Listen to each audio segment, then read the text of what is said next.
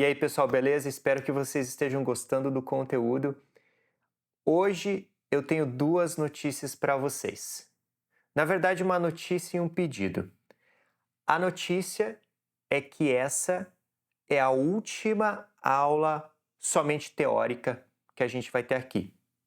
Até onde eu lembro, tá? E ela vai mostrar como que a gente vai criar essa sistemática e como que a gente cria essa arquitetura e como que a gente usa um framework específico que eu vou mostrar para vocês aqui para realmente trabalhar com esses modelos de Large Language Models. E aí, o segundo pedido que eu gostaria, se for possível, é vocês darem o seu depoimento aí nos vídeos que estão lá no YouTube e lá no comentário e deixar o teu depoimento. E se puder, dar o depoimento de vocês ali no canal geral do Discord, tá? Você pode ser transparente no que você acha e dar o seu depoimento. Isso ajuda a essa série aí de vídeos, ela continuar por um bom tempo, mas não só continuar por um bom tempo, ela ir evoluindo bastante aí, por isso que eu peço a ajuda de vocês, tá? Então pode ser transparente, eu não estou pedindo para falar bem ou mal, estou pedindo para vocês darem o depoimento tanto lá na internet, no YouTube, e dar o depoimento ali no Discord ali do que vocês estão achando, se vocês indicam ou não fazer, etc. Mas, depois dessa notícia e desse pedido, vamos lá, pessoal. Olha só. Eu vou apresentar uma biblioteca que, na verdade, não é uma biblioteca. Ela é uma biblioteca, mas ela te dá a possibilidade de você criar ou utilizar um framework para você sistematizar cada um dos passos que a gente faz quando a gente interage com o modelo de LLM, tá? Large Language Model. Por que você precisa de uma sistemática primeiro, tá, pessoal?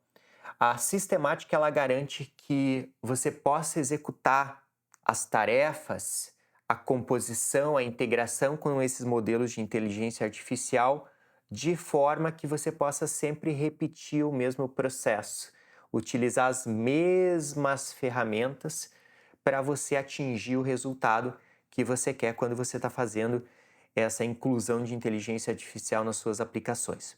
Outra coisa, o que acontece é que você utilizando um framework, ele vai estar habilitado ou habilitando você a trabalhar com diferentes modelos e ele está sendo implementado internamente, sempre com a melhor maneira de interagir, interactuar, integrar com esses modelos, sem que você precise pensar muito nos detalhes de cada modelo. Por quê? O que acontece é o seguinte, se por acaso você entra num projeto e você precisa entender tudo que você precisa para integrar com um determinado modelo, isso te consome muito tempo.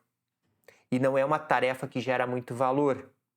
Você precisa chegar no teu resultado, até nos seus projetos pessoais. Você precisa chegar no teu resultado logo para você gastar menos tempo e poder ter o resultado que você quer. Outra coisa que é legal, e você vai ter que sempre pensar nisso, e é um dos benefícios e dos poderes de você usar um bom framework, é que ele te dê a capacidade, e você ter a capacidade de falar assim, beleza, eu estou utilizando vários modelos de inteligência artificial, eu estou usando um determinado, mas, cara, e se eu precisar integrar, compor o meu projeto, a minha arquitetura com um modelo mais desconhecido? Eu comprei um modelo black box, ou serviço de um modelo black box, que não é conhecido no mercado, mas ele é específico para resolver um determinado problema, que é o meu caso de uso para o meu nicho de clientes. Bom, você utilizando um framework, ele te dá as interfaces que você precisa implementar no seu código para que você possa trabalhar com esse modelo exatamente como você trabalha com os outros modelos.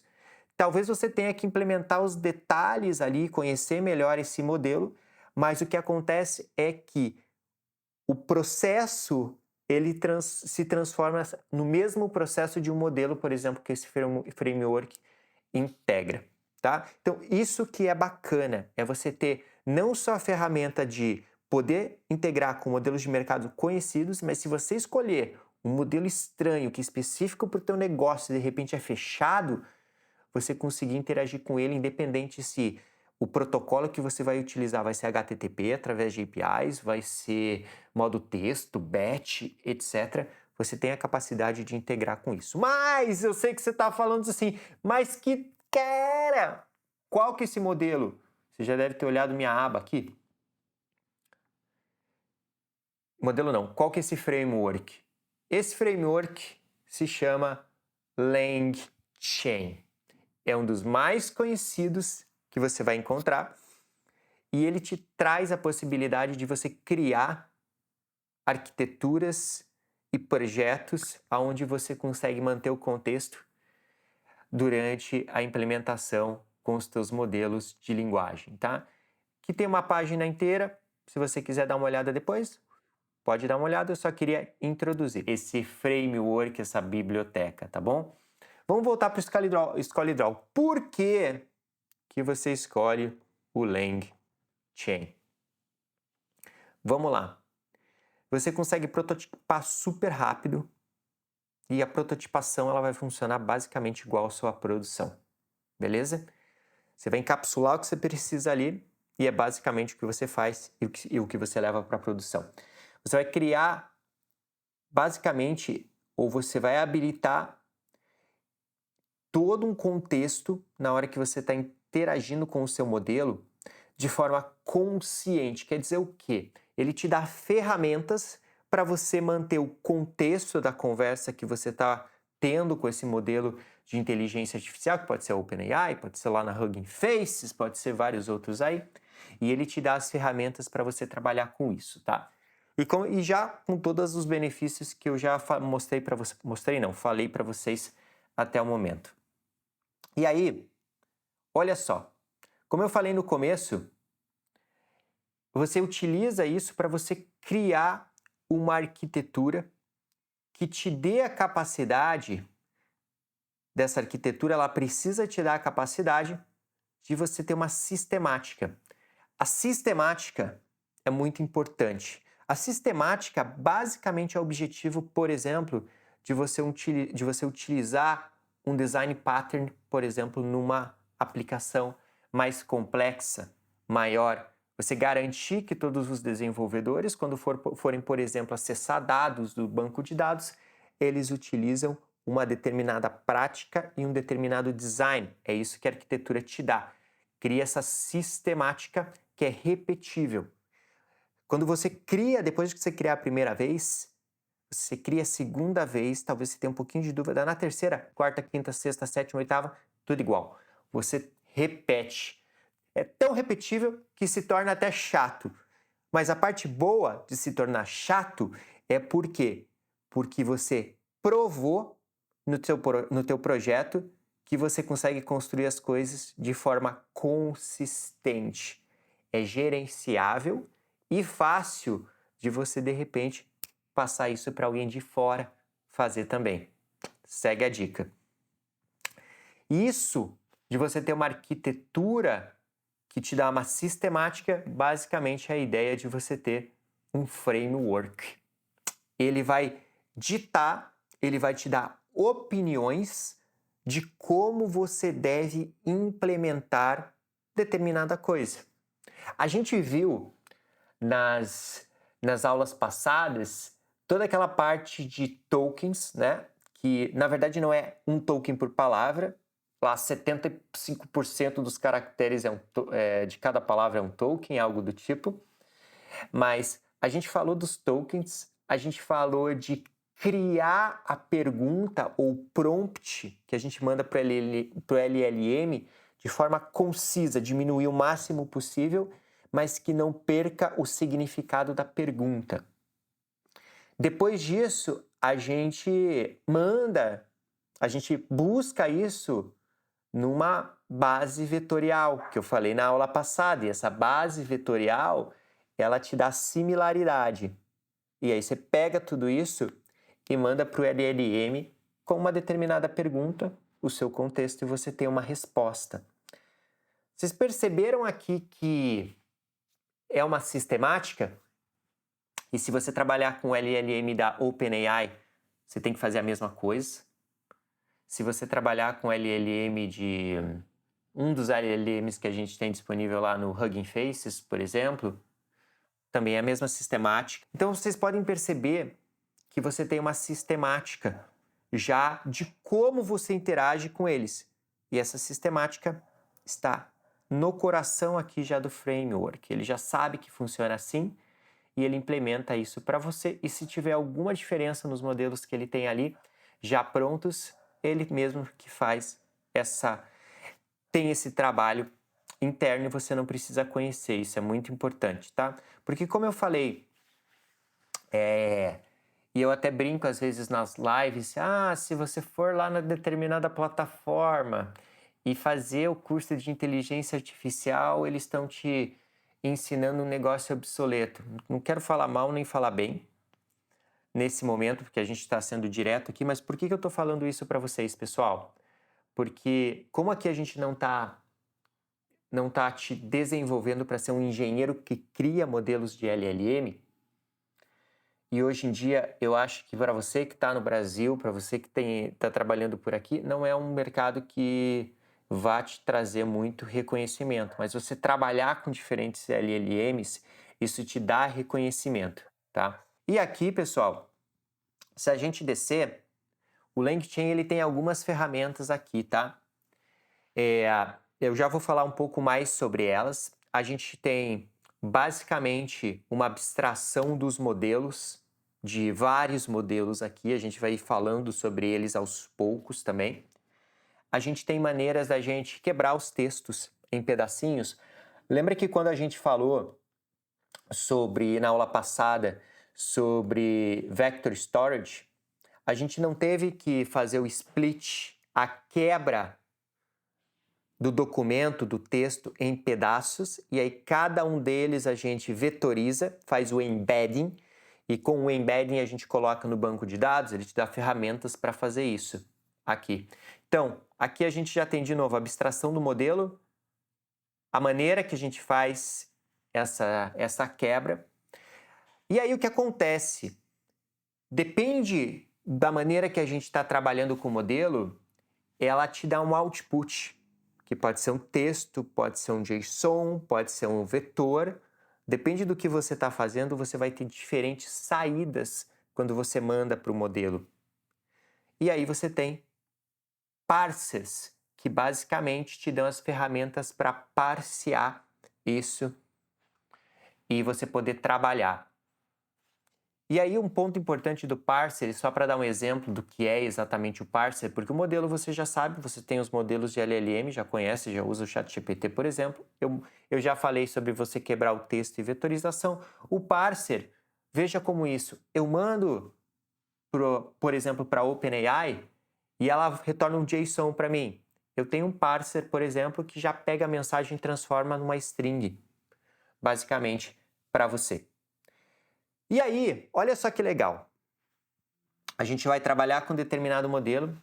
Imagine que a gente lá pegou um texto de 3 páginas, a gente quebrou o texto em várias páginas. Cada uma das páginas a gente fez o embedding dela e no embedding dela a gente gravou no banco de dados. Beleza?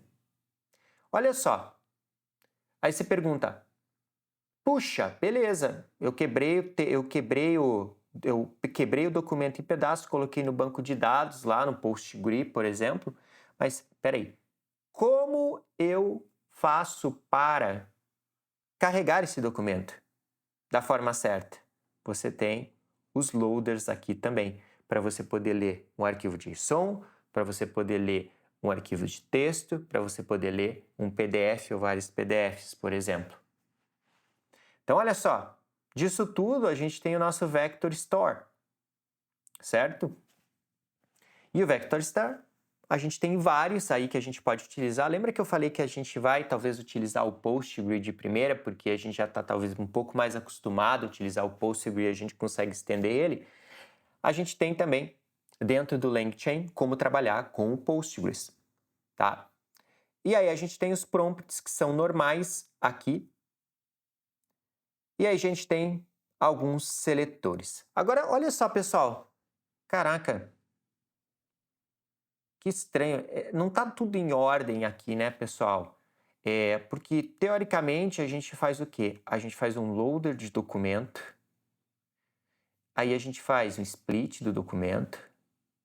Aí a gente coloca no vetor.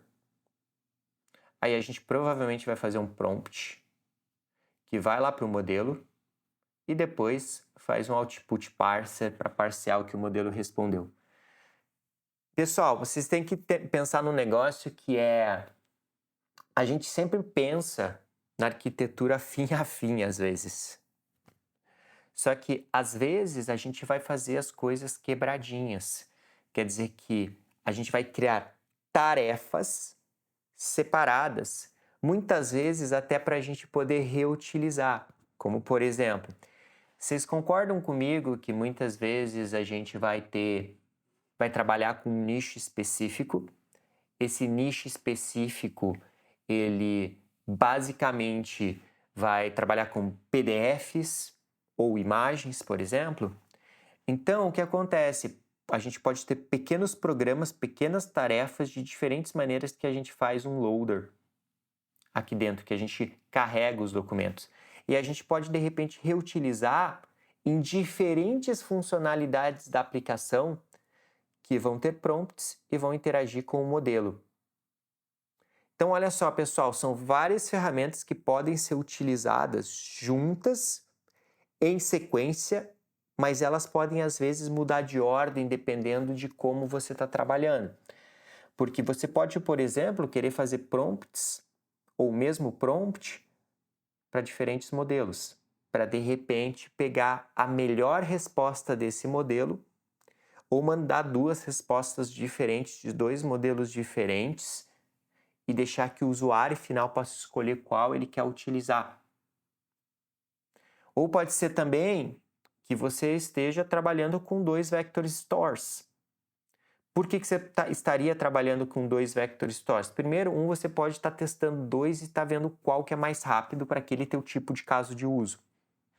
A segunda coisa você pode estar trabalhando com mais de um vector store, um Postgre, um Pinecone. Por quê? Porque o algoritmo deles são diferentes algoritmos de busca e de similaridade. Então você pode querer fazer o quê? Você pode querer ter dois resultados diferentes e até comparar esses resultados, a mesma coisa que eu falei como prompt. Então talvez você use ferramentas diferentes aqui. E aqui é só um exemplo super básico aqui para falar por que a gente tem várias ferramentas aqui. Elas podem ser utilizadas de forma diferente. Por que elas não estão, por exemplo, numa ordem cronológica aqui, como elas talvez deveriam estar aqui dentro, tá? Olha só, pessoal. E por que o nome é LangChain? E eu falei agora há pouquinho sobre tarefas, né? É porque basicamente o que acontece?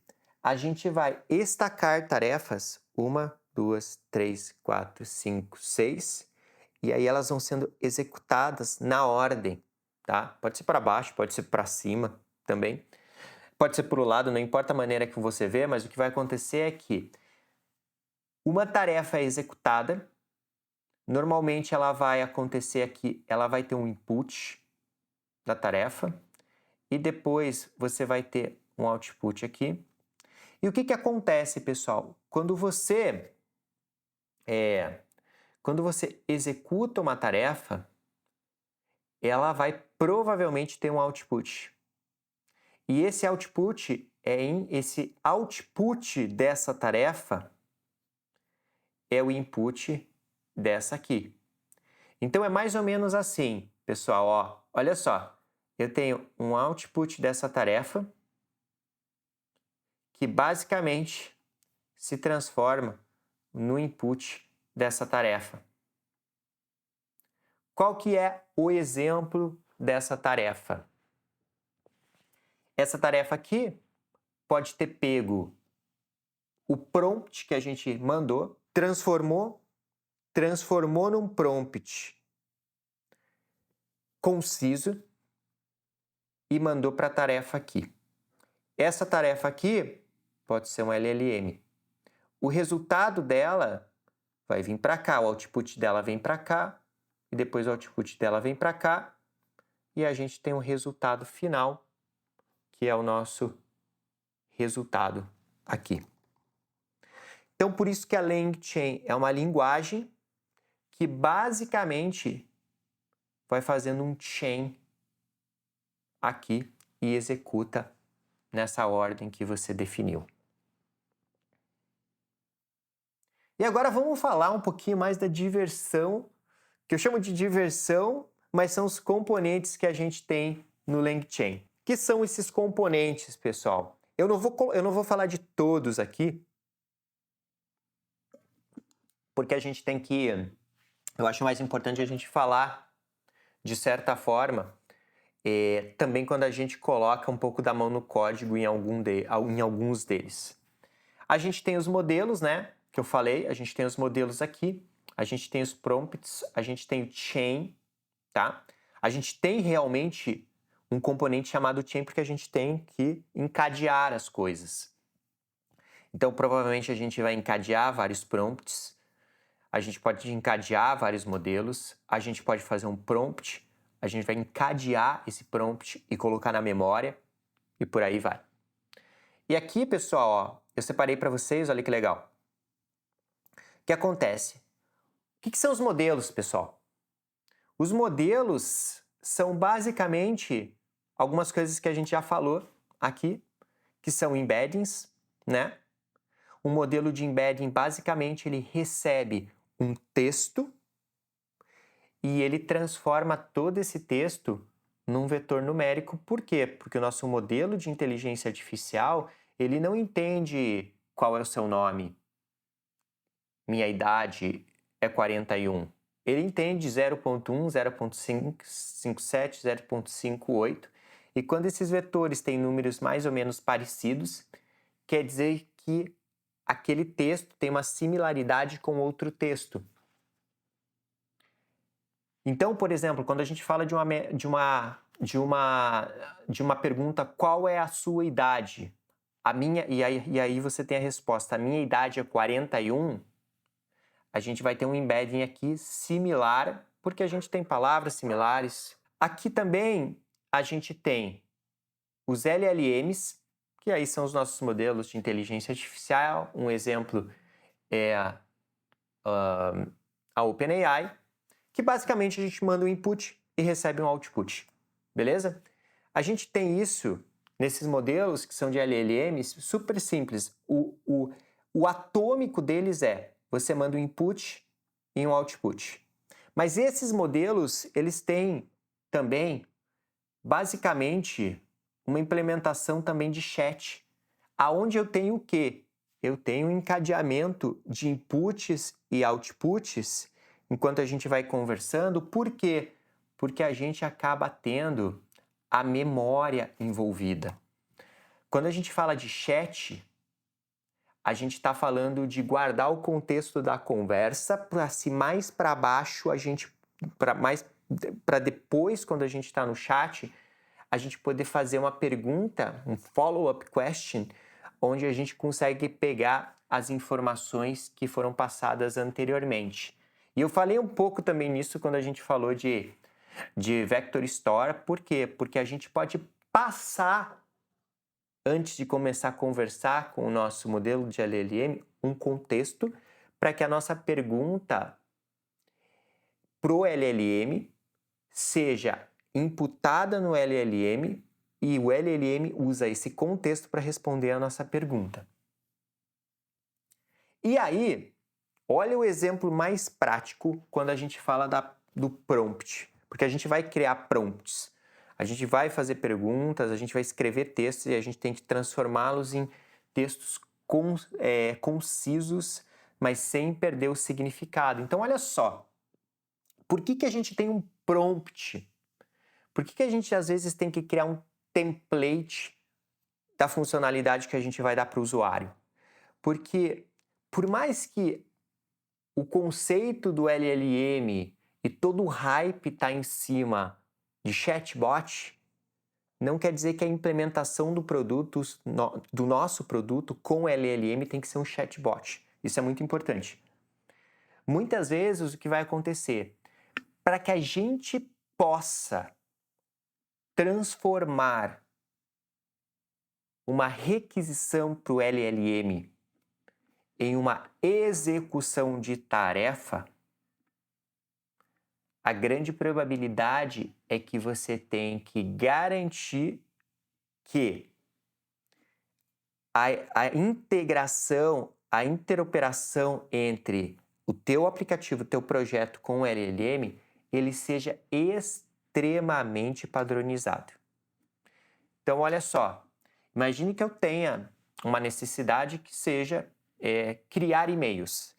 Eu tenho, digamos, uma equipe comercial que gera e-mails para enviar para diferentes pessoas no LinkedIn. Eles vão lá no LinkedIn, pagam uma grana pro LinkedIn, passa todos os contatos, as informações lá para essas pessoas e elas têm que dar uma olhada rápida no perfil dessa pessoa e gerar um e-mail para falar do produto ou serviço que essa empresa faz. Então, basicamente, é o seguinte: escreva um e-mail de no máximo 2 parágrafos para alguém com o título sobre os benefícios de contratar nossa empresa. Olha só. Vocês estão vendo que, basicamente, esse prompt pode ser padronizado e, através da padronização, eu consigo identificar variáveis ou eu consigo passar variáveis específicas, porque o que acontece é que a gente tem uma cultura muito prolixa. Quer dizer que, imagina que você está numa conversa com várias pessoas, chega uma pessoa nova na conversa e ela entra na conversa e começa a falar. E aí você até gostou de alguma coisa que ela falou, mas você não conhece essa pessoa. A probabilidade é que você vai falar assim, nossa, sério, isso eu concordo com você friamente, é bem bacana, mas desculpa te perguntar, perdão, qual o seu nome? A gente costuma falar demais para executar uma determinada tarefa. Poderia ser muito mais fácil como dizer, desculpa, qual o seu nome? Concordo com você. Desculpa, qual o seu nome? Basicamente tem o mesmo resultado, só que culturalmente não é tão aceitável. Só que quando a gente fala de um modelo de inteligência artificial, se você falar com ele da maneira que eu falei, e eu disse isso para vocês na primeira aula de tokens, vai custar mais caro. Então, o que acontece? A gente já sabe que a gente está provendo uma funcionalidade para o nosso usuário final, que é enviar e-mails.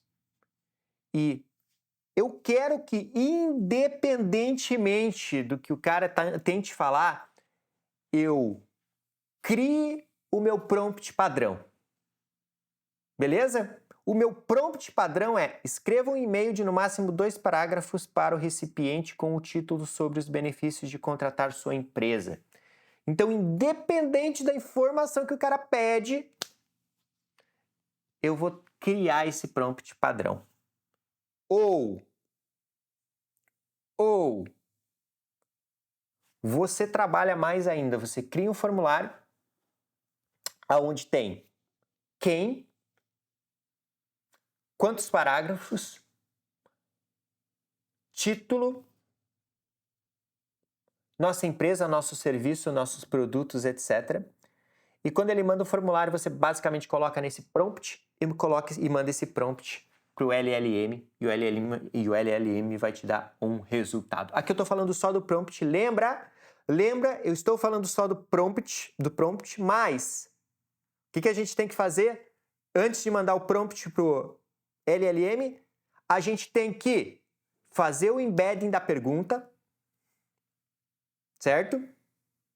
E fazer uma pesquisa de similaridade na nossa Vector Database, no nosso Vector Storage, Por quê? Porque no nosso Vector Storage está as informações da nossa empresa, as informações dos produtos da nossa empresa, a informação dos nossos clientes da empresa, dos nossos serviços da empresa, já com o embedding pronto para a gente ver a similaridade se ele quer falar de serviços ou produtos da empresa. E aí a gente pega todas essas informações que vão retornar do banco, que são mais parecidas com o objetivo, que é o título, e a gente manda para o modelo de LLM e ele vai gerar um e-mail de 2 parágrafos com uma determinada pessoa com o melhor título falando da empresa. Espero que tenha feito sentido aqui. Aí, eu não vou falar de indexes, pessoal. Por que eu não vou falar de indexes? De indexes. Indexes. Caraca, me deu um branco aqui, mas tudo bem. Pessoal, lembra? Só vou dar uma super revisão. Se a gente não tiver um index no banco de dados, quando a gente faz uma consulta, ele varre o banco de dados inteiro. Quando a gente indexa alguma coluna do banco de dados, ele consegue fazer a busca sem precisar passar por todas as linhas, só por um grupo de linhas. E aí a gente consegue fazer a nossa pesquisa de similaridade mais apurada e mais rápida, também diminuindo os custos de utilização do banco. E aí, pessoal, memória. Olha só que legal. Memória é a coisa mais importante. A gente falou de memória no prompt aqui e a gente falou de memória também quando a gente tem o tipo de chat. Quando a gente tem o tipo de chat aqui. Beleza? Então aqui a gente gera os prompts e muitas vezes a gente precisa de uma memória. Não só porque a gente está conversando com a LLM, mas por quê? Porque a gente pode precisar ter respostas sobre contextos. O chatbot pergunta qual o seu nome. Você diz, meu nome é Bruno. O chat pergunta, qual a sua idade? E você responde, eu tenho 41. Aí você pergunta, na verdade, qual é a minha idade? Que tem que estar em vermelho aqui. E o chatbot responde, você tem 41. Perdão aqui, pessoal, mas eu não vou refazer essa aula por uma besteirinha dessa, né? Aqui. Então, a gente já vai acertando as coisas na ida. Então, olha só, pessoal, você viu a diferença aqui? Em vez de verde, aqui é vermelho e aqui é verde. O que aconteceu aqui?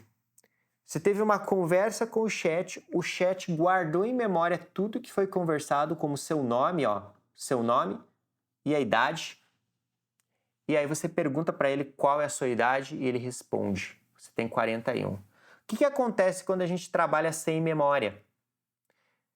Cada interação com o modelo está no seu próprio mundinho. Quer dizer que quando você fala assim, qual o seu nome? Quando ele fala, qual o seu nome? Meu nome é Bruno. Qual a sua idade? Eu tenho 41. Qual é a minha idade? Chatbot não sabe. Por quê? Porque ele não tem conhecimento da interação anterior. Como ele não tem conhecimento da interação anterior e ele não tem contexto, ele não consegue te responder. Beleza? Então, olha só, a importância da memória. Ou, de novo, pessoal, a memória, você pode colocar aqui contexto. Isso aqui é basicamente, olha só,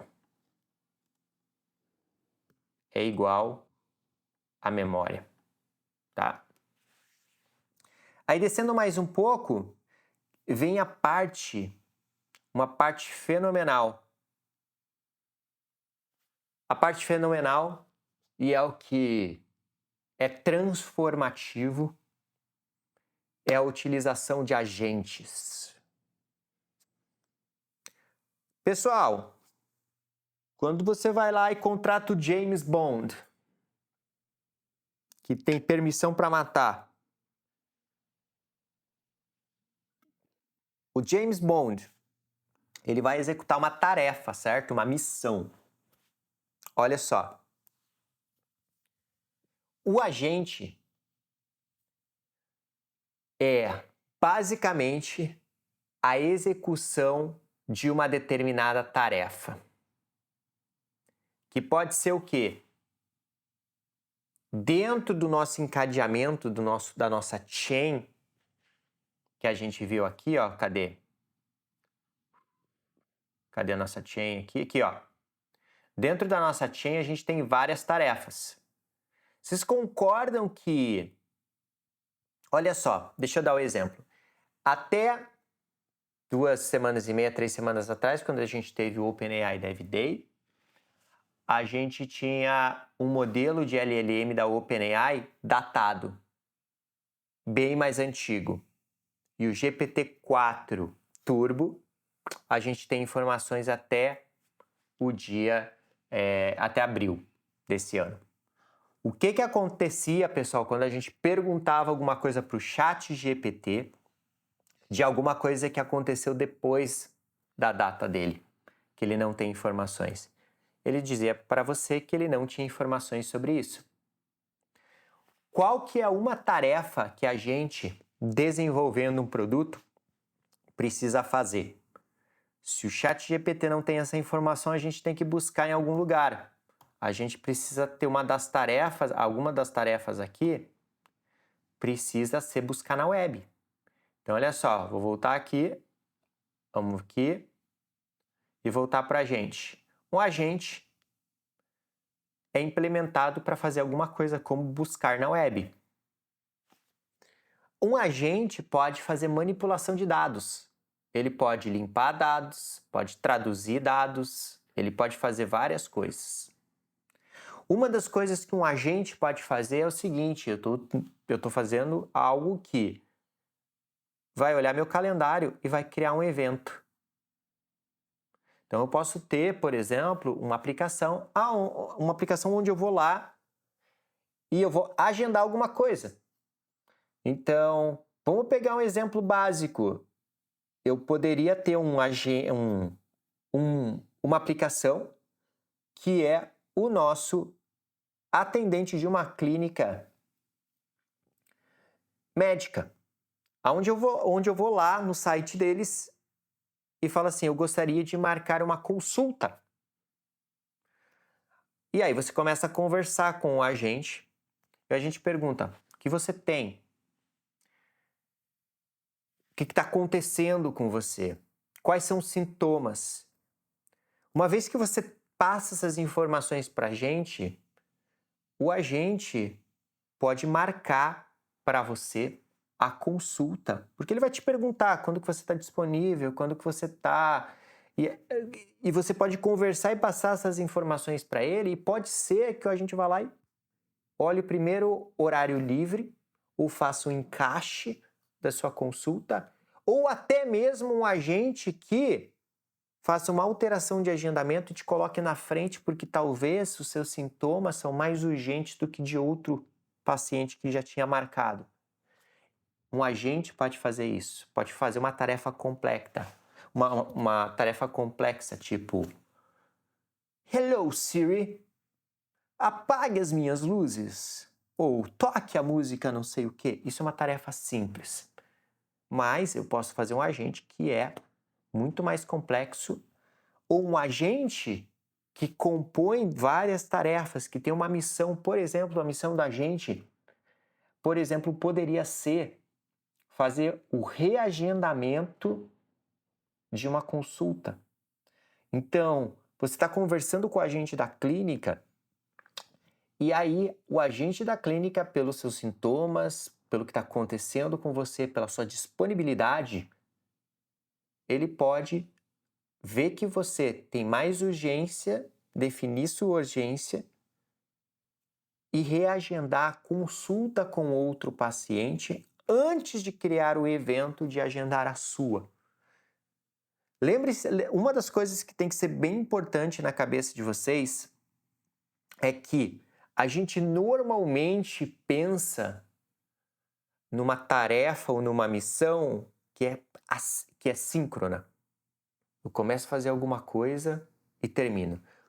Por quê? Porque na maior parte, e aí eu sei que tem pessoas que têm mais experiência aqui do que outras, talvez no desenvolvimento web, mas está todo mundo muito acostumado na atomicidade das tarefas, que são CRUD, Create, Update, Delete,